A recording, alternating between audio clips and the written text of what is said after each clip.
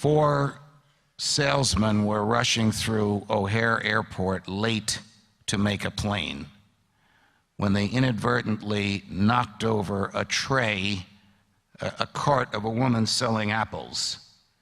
They sort of laughed at her as the apples went flying all over the place because they were determined to make this plane. O'Hare is enormous if you've never been there.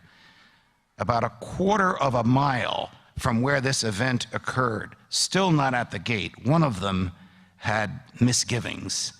And he said to the others, this is in an era before cell phones, "Would you call my wife and tell her I'll be there? I'm going to have to take a later plane. Tell her I'll be there."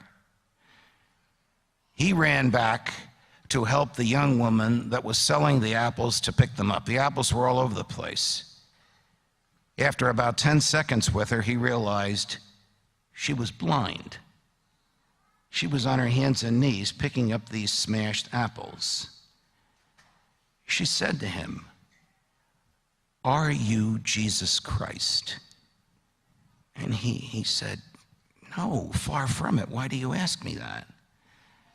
"Well, because when the apples were turned over, I said, 'Heavenly Father, send Jesus Christ to help me.'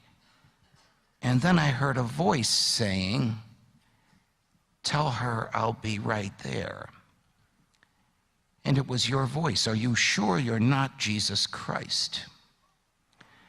"No, ma'am, I'm not Jesus Christ." He looked at the apples. They were smashed and destroyed. He took 5 $20 bills out of his pocket, handed them to the woman, threw out the bad apples, and then left. Can you imagine conforming your life at an unexpected time, at an unpredictable moment, so that a stranger you never met and will never see again can say to you, "Are you Jesus Christ?" I love JFK's inaugural address. There's a lot of great one-liners in it, but my favorite is this. "In the long history of the world, only a few generations will be granted the role of defending freedom in its maximum hour of danger." Now, this is me. That's the Jefferson quote. I think that maximum hour is coming. And I think you are that generation. Some of you may defend freedom and suffer for it. Some of you may defend freedom and suffer horrifically for it.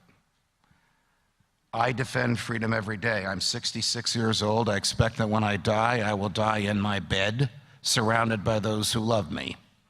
That may not happen to all of you. Some of you may die defending freedom, faithful to first principles, in a government prison. And some of you may have to die faithful to first principles in a public square, to the sound of the government's trumpets blaring. When these moments come, you will know what to do. Because freedom, the great gift from God the Father, the one thing we share in Him with Him to perfection, lies in each human heart and in every human heart. But it must do more than just lie there. Thank you for bringing this Italian kid from New Jersey into the South. God bless you. God love you.